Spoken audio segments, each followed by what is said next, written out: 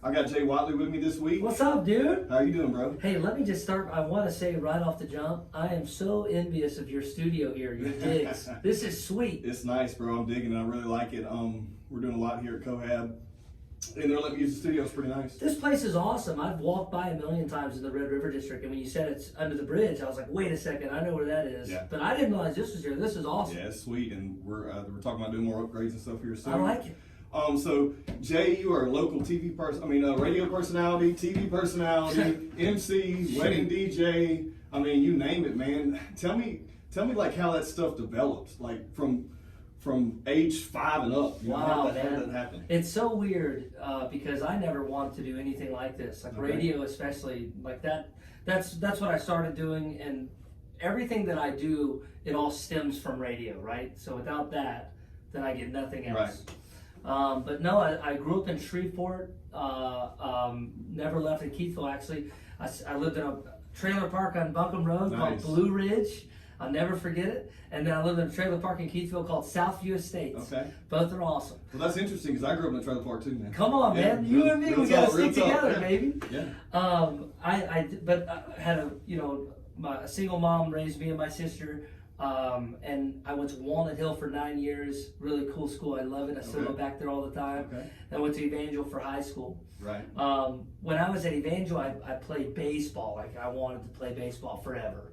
You know, I was probably terrible in the grand scheme of things. Well, I mean, Evangel's like a really sports-driven school. Right? Yeah, I got a scholarship to go there from baseball. I played that for a few years, and then a sophomore in high school, I put out MySpace rap songs just to be funny, right? Throwback. So I always want to be funny.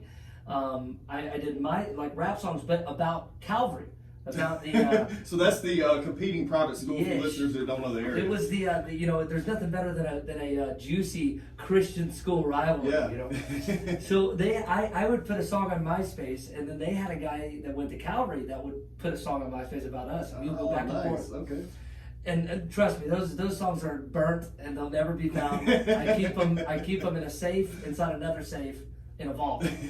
But those were we had. It was going for a few months. And it was just funny. And then a guy named Gary McCoy. I don't know if you've heard of his name. He was really big into the country radio. Yeah, still is. He still hosts mornings now, but on Kiss Country. Back in those days, he ran the whole cluster of radio stations. Keep in mind, though, I know nothing of any of this. Like I never thought about radio. It was never even a possibility. Although I liked radio. Like I listened to K94.5 at that time. It was the big dog. Yeah, I remember that. Yes, I listened every morning, right? But you don't really see. I don't think there's many people that at a young age say, "I just want to be a radio DJ." Yeah, it just didn't happen that often. So I do these MySpace rap songs, and all of a sudden I get an email from Gary McCoy. And how old are you? 15. Okay, 15. And he basically his son and I knew each other. Through high school. He thought those songs were so funny, and he asked me if I was old enough to work, or at least get a hardship license to work, and if I wanted to work for what was at that time Gap Broadcasting. Yeah. And I said, shoot, absolutely. I applied to work at Brookshire's and didn't get the job. Oh, what? I did the interview and everything. They weren't interested.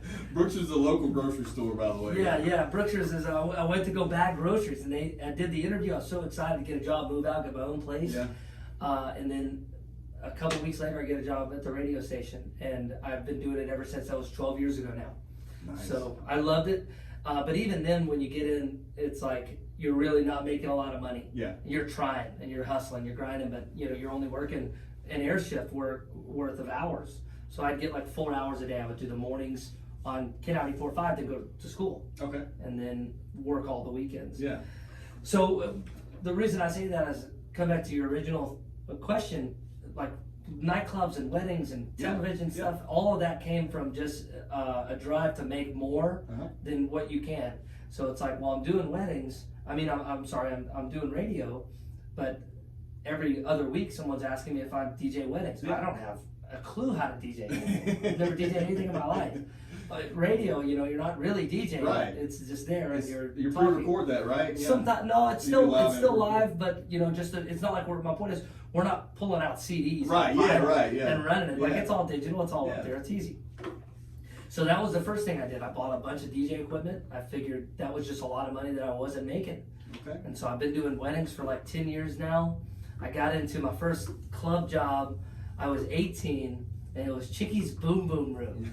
So, and trust me, if you've never heard of it, it was as fun as it sounds like. It was fun, I remember that The spot. Boom Boom Room. So I've been doing some nightclubs and weddings, all that. It all just stemmed from radio though, and radio put me in a position where people would pay for services. Yeah. And I've been doing it ever since. Well, Here we are. That's interesting. Now I'm nice and old. Yeah.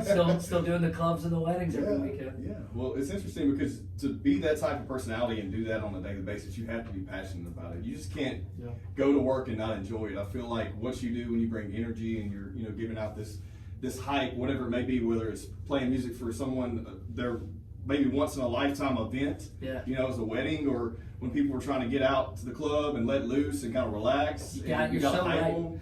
Well, the one reason you have to have passion for it is that you will burn out of it so quick if you don't. Right. Because the schedule sometimes is ruthless.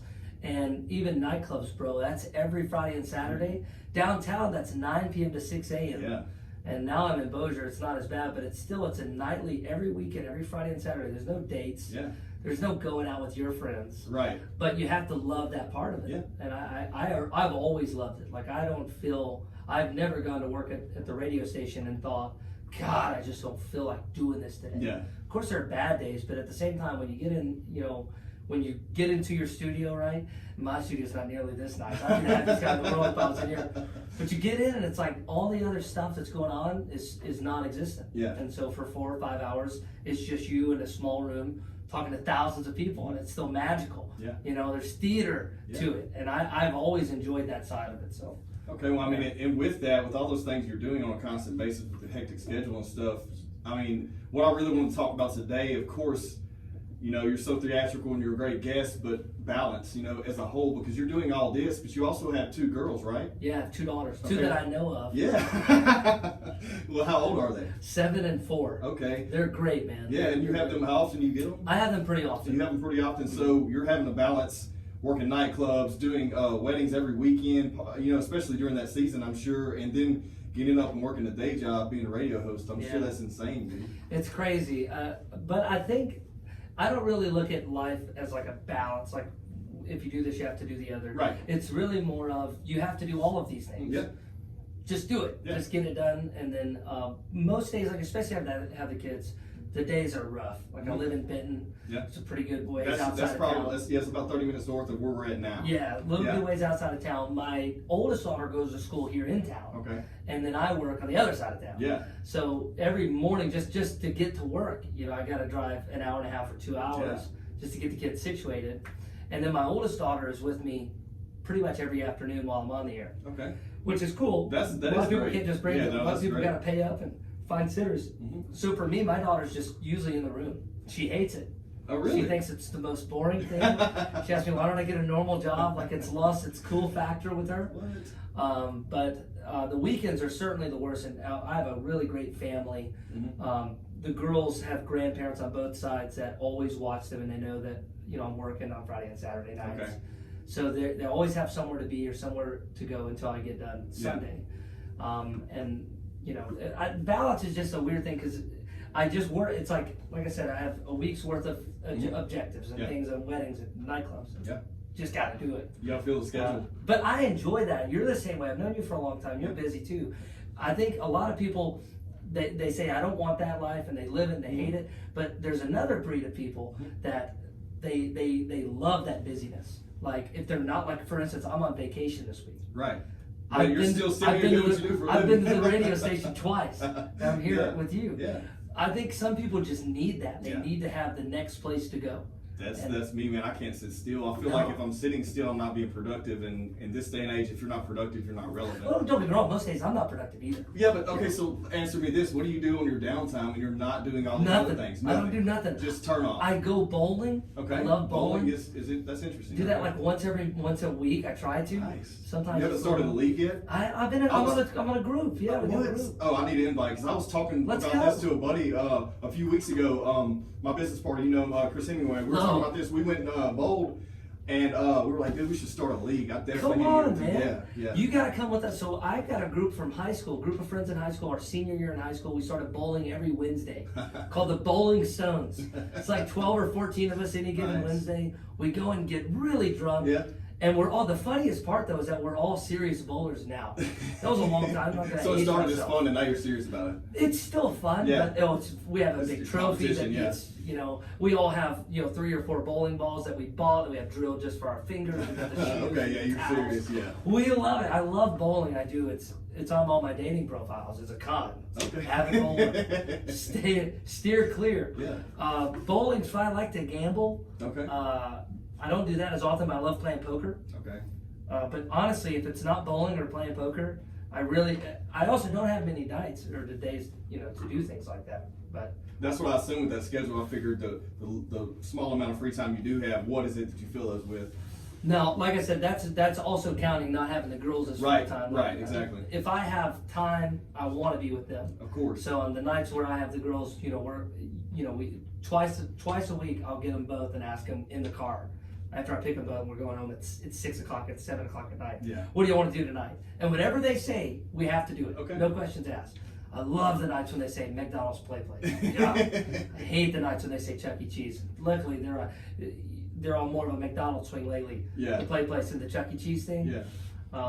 But I just enjoy doing things with them and when I can. Well, I've seen that about you, like on your social media. I've noticed a lot that you're a really awesome dad and that you're always doing stuff with them, and that's interesting because there's a lot of people in our past that that aren't that involved with their children, and I think that reflects at a later age. I have moments now where I reflect already after 7 years, where like my oldest daughter, when she was a baby, I was a lot busier then than I am now. Okay. I'm pretty busy now, but back then I was working, 8 to 8 Monday through Friday, and then doing the clubs 9 to 6 a.m. Friday and Saturday. Yeah.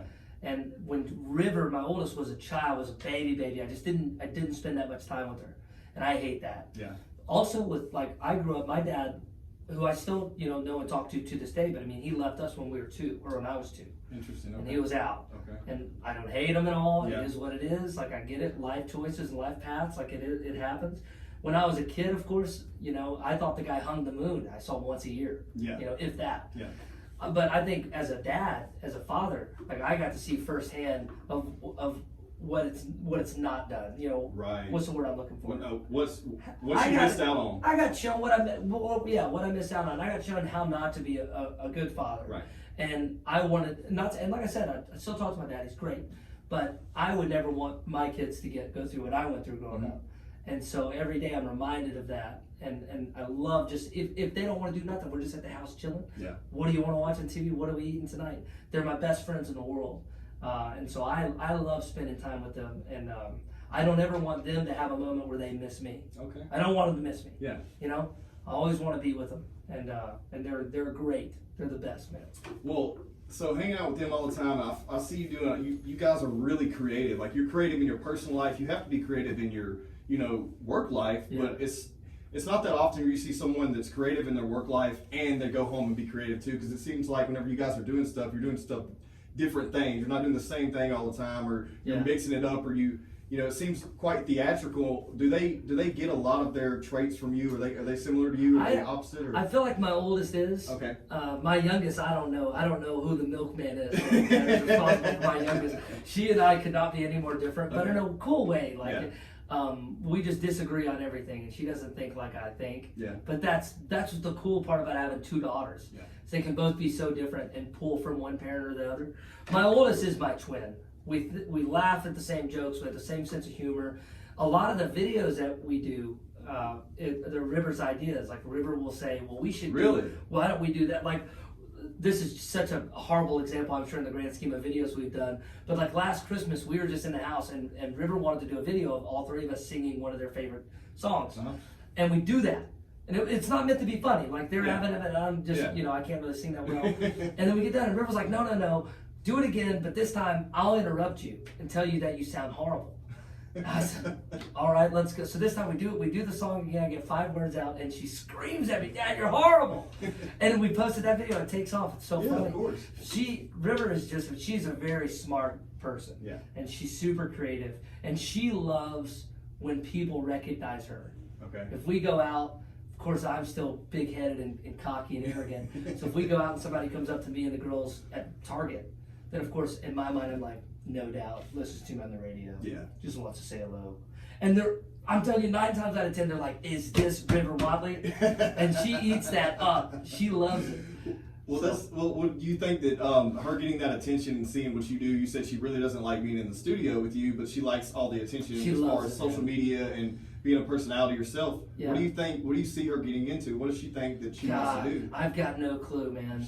I don't even know yet. The thing is, I would never want her to do radio. Okay. Never in a million years. Okay. Not saying that it's not great, but it's a struggle. Radio is a struggle, especially in 2019. Oh yeah. It ain't easy. Yeah. I mean, just listen to your radio now locally, no matter where you're listening to this podcast from. Listen to whatever radio station you have, flip to like 3 or 4 others, and maybe if you're lucky, one of the voices you hear is in your local market. Okay. Maybe. Okay. That's assuming you're in a good market. Like Shreveport, believe it or not. There's a lot of local. It's a good market for it. Voices here, yeah. A lot of places, it's not like that. My oldest and my youngest, I want them just to find something that they love and just go for it. I don't care if you don't make any money doing it at first, just grind through it. Because I think the most important thing is at the end of the day, you wake up every day and you're excited to go to work. Because think about how many people, I'm sure there are people listening to this right now. We talk about it all the time. It's just how it is. Yeah. And the thing is, it's like, a lot of times people aren't willing to go outside their comfort zone to do something they're passionate about because they're just kind of fitting in and running with the first little offer, or maybe they're in a job and they're okay with it, but they really wanted to do something else, and maybe the money's keeping them there. Or maybe they have to work at it. Maybe it's money. Right. I went through that. Right. When my first daughter was born, I didn't have any money. Bro. Yeah. I was broke.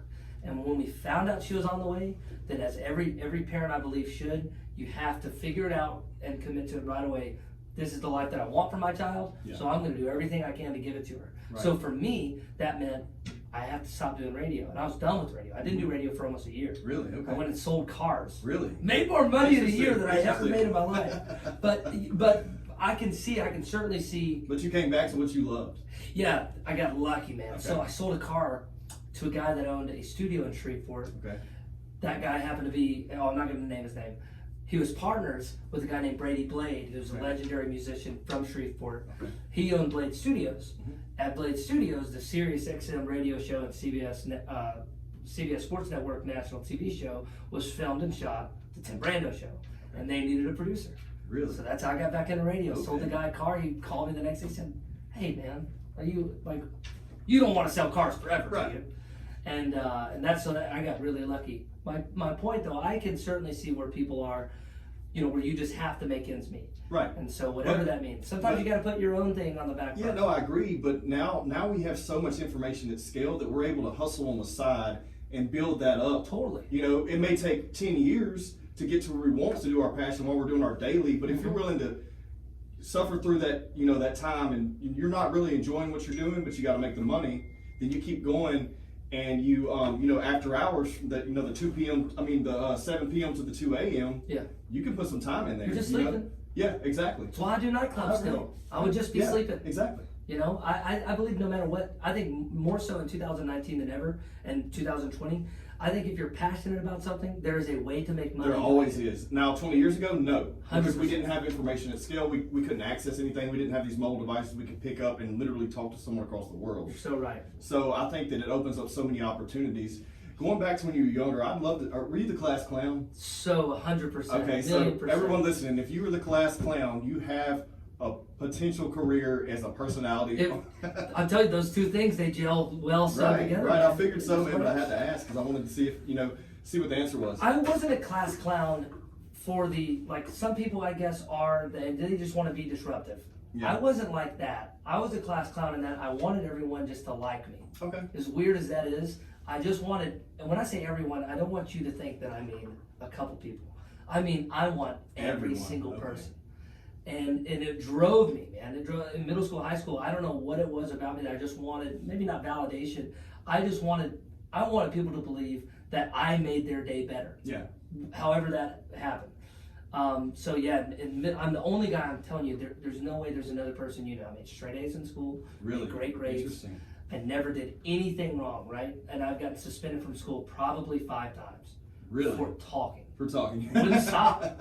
In the classroom, you know, it just happens. You know, you get on a roll, and it's amazing how life turns out, because at that point, like I think it would be different if I'm in school thinking, you know, oh, I want to do radio, so I'm just gonna, you know, like you're practicing. Yeah, almost. right.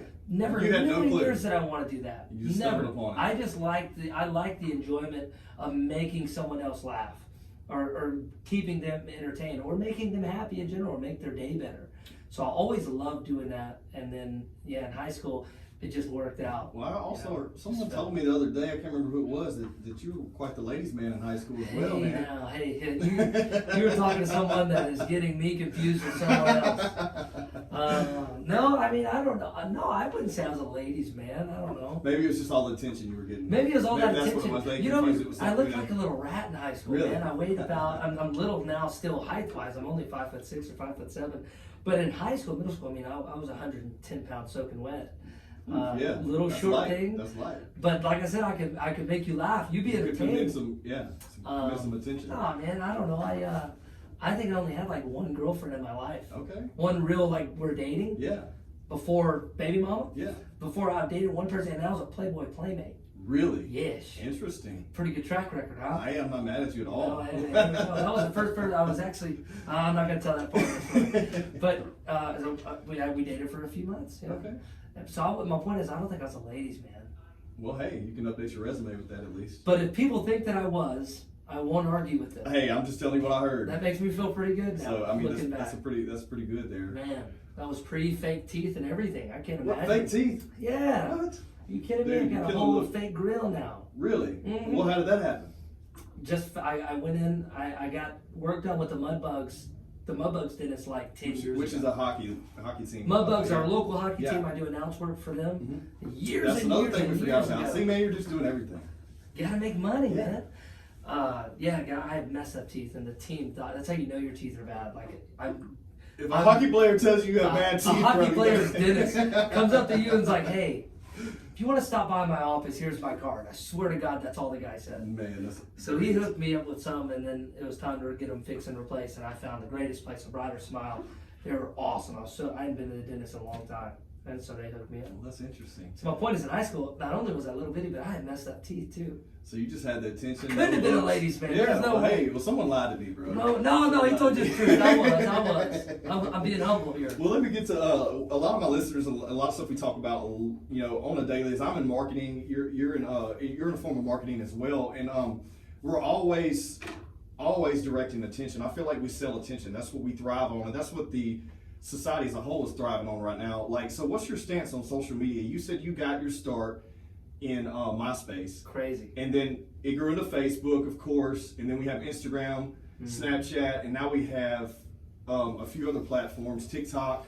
And TikTok's really taking off. Anything. Who So, knows what we'll have a year from now? Are you on all of them? Are you doing all the I'm things? not on TikTok. What? You're not yet? I figured you would be. No, I've never got into Dude, TikTok. you got to get in there. I'm telling you right now. They're saying right now that TikTok is going to be the next Instagram. I believe it. As we go every few years, the demographic changes. Whereas, I don't think TikTok will be the new Instagram. You don't I think think so? TikTok is already the Vine, and I think that's where it will be. Well, maybe so. And that's fine too. But I don't think, Instagram, not necessarily the actual platform, but the users. Yeah, the usership, 100%. You know what I mean? 100%. Social media is, Yeah. it's crazy. It And, is. and I'm on the older scale now. Me too. So it's hard for me. How old are you, by the way? 27. Okay. Well, I'm 30, and we grew up without it. In my day, we talked on AOL Messenger. We did. dude. AIM. We did. AIM. Yeah, Remember when man. you could make those little cards and you would send them to people? Yes, dude, AIM was the best, man. You'd sit and look at your who's online, like that's so weird. Dial up, and too. That really wasn't that long ago. No, it wasn't. But man, when you're sitting in your room and the notification goes off, and you look and it's that one girl from school, Oh, yeah. and she messaged you on AIM. That's like you don't get that feeling anymore. No, you don't. With anything. Well, because it's instant. Everything's instantaneous. And there's too much. Well, You get not it to everywhere. mention having to wait 20 minutes for internet to come up. Yeah. I saw this article the other day, or a meme or something, where it's like I made my kid look at this AOL loading screen for 14 minutes before they could get on their Dude, TikTok. yes, and then like your router, your what's the router making all the sound. Yeah, the dial up, man. It's crazy now though. I do Snapchat a lot now. Okay. Snapchat has this cool thing called YOLO. I don't know if you've heard of it. Yeah. I've been killing it with this Really? YOLO thing. Yeah, I'd go months without getting one thing on Snapchat. You never really know what to say. Yeah. You know, and like I said, a lot of it is too just getting older. Yeah. Just being like this doesn't. Well, you gotta stay with the trend. That's why my attention's on TikTok right now. Dude, I've been doing these YOLOs like once a week, and I get like 300, 400 responses to them. And the good news for me though is it gives me a reason to be posting. Okay. So if I want to, post a video, I'm answering someone's question. Yeah. It just gives me a reason to be there. I'm not that creepy old guy that's still on Snapchat. You know what I'm saying? And I feel like that most days, just getting older. It's starting to happen. You can see the shift in the platforms. When you are the old guy that gets on the platform, everyone's like, "What the hell is this old dude doing? What's this guy doing on here? What's this old fart doing?" Yeah, exactly. But I'm just paying attention to attention. You know, I'm trying to see what everyone's doing because. And well, answer me this: like, when you create your content, you're pushing it out. Are you doing it for people's value or just doing it for notoriety? Oh, I would certainly say people's value. If you mean just content creation, it's like on your social platforms, and you're not including your kids, of course. Well, right. And what I do with the radio station, it's so much more now than what it was even when I started. Like now, of course, I'm still a radio host, still a radio personality, but I'm also a blogger. Right. I'm also a content creator. I have seen that. I've seen some of your articles that are really interesting. Well, some of them have got me into some trouble, but I mean that's part of it. Well, that's good. That's being a good journalist. I right? have to do 4 or 5 hour radio show every single day. All of that is creation. Like I'm not reading anything. I'm not. Got you. It's 100% whatever I want. Okay. But then I also have to create 2 digital pieces of content every single day that I'm alive. Got you. I have to create 2 things that people will see online and decide, I want to read that. Yeah. It's very hard to do. So of course I've missed a few times. I wouldn't say miss. I will always argue that I had the right state of mind when I wrote something. Yeah. But I always like to push the envelope with content. A lot of times I'll have ideas and it'll start way up here, and then every time I bring someone else in on it, it comes back down to reality. They bring you down. This is what you can you gotta do this. But even that, I always want, regardless if people like it or hate it, like the one video that has done the most, good and bad, was Old Town Road. Right? Oh yes, I saw that. Yeah. Buddy, I still have people talking to me about Old Town Road. Yeah, but you played on attention. You knew the tension was there, so you figured. The attention was on Old Town Road was the most talked about thing. Exactly. Not just song. Yeah. It was the most talked about thing. Because it was a mix in the market, like it was a surprise. So then you take that and say, well, how can I turn this into something that my local audience cares about? Because the national audience isn't clicking on your content because they have their national content that they're using. Exactly. So something like Old Town Road, of course, it's a parody, and I wrote it based only for Shreveport, so down a Shreveport road. Yeah. Well, where does that video go? What does that look like? Yeah. So of course, the first thing that pops into my mind was as soon as the song starts, bam, he gets shot, he's dead. Just like that. This music, it's high quality. It looks like a real music video, and it's teased. We built that thing up. You built it up, man. I remember seeing the post, and I was like, I can't wait to see this. It launches. You watch it, and you're like, are you kidding me? As soon as the song starts, for 3 minutes, I'm laying on the ground for real on rocks. The horse right next to me, stayed in shot the whole time. It was beautiful. My point is, with that video, it started way up top. Yeah. And it was going to be, it was just too much. But you talk to some people, they bring it down to reality, and so it ended up being, instead of just getting shot, and it looks real, and there's special effects, how about it doesn't look real? How about there's 7,000 shots, and they're cartoon bullets, there's cartoon sounds, and you're just standing there shaking your shoulders and taking it for 30 seconds comedically. And then you fall over. I thought that would lessen the blow. If anybody, because don't get me wrong, the point of that video was not to make fun of gun violence. Right? I would never do that. Okay. I think any of us who've lived in Shreveport long enough have people close to us that are victims of gun violence. So it's not making a joke about gun violence. But it is, however, calling the blue sky blue. It's bringing awareness. It is what it is. Yeah. Posting it, look, this is the best example I can give. I obviously love Shreveport. I've been here all my life. I'll probably never leave it. Okay. I love Shreveport. If I did an article and it was, here are the 10 things that I love about Shreveport, do you know what 95% of the comments would say? Tell me. You're an idiot. You don't love Shreveport. Shreveport's not Bossier. You don't love the potholes. You don't love the gun violence. Yeah. So when I did Old Town Road, it's playing off of what already exists. It's the fact now, not an opinion. It's a fact that Shreveport does have stupid, ridiculous gun violence. Yeah. It does, and it's a shame, and I hate that. But it does exist. It does. So if I did a video that was all about the great things I love about Shreveport, then people would dog me out, right? Without question. So Old Town Road comes out, and it gets like 100,000 views. But up until it got about 60,000 views, there was no negativity. Everybody saw it for what it was. It was us, let's poke a little bit of fun at ourselves, using the greatest, the biggest thing in the world in this moment. Yeah. But then all of a sudden, some people are unhappy with it. And so from my perspective, I hate when you walk the line that close, because I don't want to see any negative. Right. So I don't want anyone thinking less of me. Okay. So then when the comments start coming in, it's like, man, I wish the horse would have just stepped on his head and stuff like that. It's like, well, but that's the hardest part about creating content for especially a market that is so strange. Well, I mean, you have to play in your market anyways. Like, I feel like we all, no matter what industry we're in, especially if you're in the marketing world, no matter what area it is, whether it's digital, radio, social, whatever it may be, we have to play on the area's strengths and weaknesses and use those and combine those to actually get some attention, because at the end of the day, we are selling attention. What's going to work? What's the new hottest meme? When you see the lady yelling at the cat here lately, like that was the hot thing. You can play on a meme and get the attention, utilize those things. It's so, like, I've talked about this in the past, but you don't have to be married to one thing. You literally can just take something that already has attention, shift it, adjust it for your market, and push it back out and get the attention again. Right. And make it hyper local. 100%. Or if you need to push it abroad, you could do it too. Whether it's a point, or actually geographically located somewhere. But the amazing thing that we have is we don't have to be committed to one single area, because we have the ability to push content out abroad. Oh, 100%. No one has an excuse if they have a passion for that stuff and creating content in general. Yeah. No one has an excuse now, because you can get your message out there. And you don't have to have a team of designers. No. You can literally do it with your phone. There's an app for whatever you're trying to do. Trust me. Usually it's free. Max, it'll cost you 99 cents. Exactly. And the attention it gets you is way more valuable than 99 cents. People, if you just have, like, it goes back to what you said several minutes ago. You have to be passionate for it. You also have to, you have to have an idea of what you're trying to accomplish. But in 2019 and 2020, no one is in a part of the country. People say all the time, I'm in a small town. Yeah. Well, that doesn't mean nothing. It just means, that's not excusing. It doesn't matter where you're at. Excuse. It doesn't matter how much money you have. Nope. It doesn't matter what lifestyle you come from. Doesn't matter what college you went to or what your grades were in school.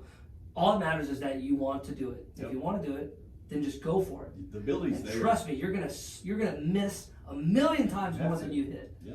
But the truth is, if you just have that, and if you're constantly pushing stuff out there, something's gonna work and something's gonna hit just right. You're pushing out at scale. If you have a point to prove and get across, I guarantee you, if you push it out 20 times a day, you're going to get it across. 100%. Eventually. It may take you 6 months, but you're going to get your point across. And it's the same thing with the market. If you're pushing something out and you're trying to get awareness, you're going to get it. Yeah. And I think us playing off that just in the day-to-day, no matter what market we're in. But, to the listeners that aren't in the actual marketing industry, you're still pushing out content on a daily basis on your personal. Right. Because, I feel like we're all marketers now. We really are. Whether you want to market to conform, to be cool like everyone else, or you're trying to market to get likes, which they're talking about taking those away here, soon. I hope they do. God, I I do too, hope because they you know do. what that's going to do? It's going to make content more creative. Yeah. And whether you're doing that or you're doing it as a business to make money, there's so much things you can do and create and market, whether your business or your personal, and it's just crazy how that's grown now. Well, just from a business standpoint, it's social media is the greatest thing that ever happened for a business. It is. For a personal business as well, for a brand. Yeah. I would say, I don't know if I can say more, but maybe equal to the same amount of people come up to me in public and say, I see your videos. Yeah. Than they do say, I listen to you on the radio every day. The Facebook videos, Snapchat, like the YOLOs or Instagram, that for me personally, and I know businesses can apply it and personal brands can apply it, that gives you a chance. I look at it like I'm on the air all the time. Yeah. 100%. If somebody sees a video though and they like it, or if they see a YOLO and it makes them laugh, the next time they're flipping channels in their car, you better believe they're going to stop. Of course. Because they have a connection now. So the they feel a connections sense are of loyalty. Exactly. They hear your voices like, I know that guy, I love his content. Let me check out what he's doing on this platform. They just feel a connection with Exactly. you. That's the most important. In the media world, like if you have a connection with someone, you have them. Like if I go to Mudbug games, hang out with me at one Mudbugs game. I'm working for like 10 minutes tops and like 3 hours. You hype it though. But I never stop. Yeah. I'm walking around at every section. I'm meeting every kid. I'm playing catch with popcorn in my mouth with a kid at the top of the section at the bottom. I'm doing that all night. I do that of course because I enjoy it. Yeah. I like it. They like it. But also I want them to get in their car the next day and say, hey, oh, that's Jay. Yeah. He was so nice last night. Let's listen to him. Getting the attention there, you're giving whatever business you're working for that much more value. Mm-hmm. You know, just like pushing out this content here, we push out information I want people to hear. No matter what industry, whatever it is you do in life, you're not working yet, whatever, you're trying to make life decisions, you're not happy, you are happy, whatever it may be. When you listen to these messages, I want you to get something from it. Yeah. Or what the hell am I doing here? I'm not doing this for popularity. It's my creative outlet, but I'm wanting people to hear things and say, man, I can connect with that. I can vibe with that. That's something I can, oh wait, there's an idea I can use to help benefit my business. I don't care if you're in the same industry as me. If you get value from this and you utilize yours, there's enough to go around in the world. I don't care. Do it. You know? 100%, man. I think for a business, if we're going to stay on social media, look at it like, you know, my open sign is open from 8 to 5. Yeah. A lot of people will just sign off at 5. Don't sign off. No. You literally have a restaurant or a business or a service that you're offering that is always available to people. 24/7. Like you can literally for free. You can establish a connection with the consumer over the click of a button. But it's so much more than scheduled robotic, post that just gets sent out. If you just put a little bit of work into it, a little bit of creativity, and you really tailor your message to the audience that you're trying to tailor to, social media should be the greatest thing that anyone out there who's trying to make money is using. Yeah, well, and like you're documenting. If you just document your personal day-to-day, it's actually interesting because people can relate with that. Yeah. Instead of pushing out a manufactured message trying to sell. People hate being sold to. They do. They turn it off, but still, we're still in the old school mentality from 100 years ago in the old ad man world to where you ever watch Mad Men. We're still in that mentality. Sometimes you see it, whereas people were trying to constantly sell, whether it be car salesmen or people magazine ads, or just people calling, blowing your phone up. Hey, is your business easily found on Google? Right, right, 100%, man. But if you can find a way to get that message across without selling, exactly. You'll win 100% of the time. Exactly. I noticed it's subliminal selling. You're not selling to them. They're not an up at a car dealership. You're not taking them to a watering used that Ford seed. 150. You're like the best way for a business to operate on social media is to sell, but don't sell. Yeah. Don't make them read between the lines, and they will. Yeah.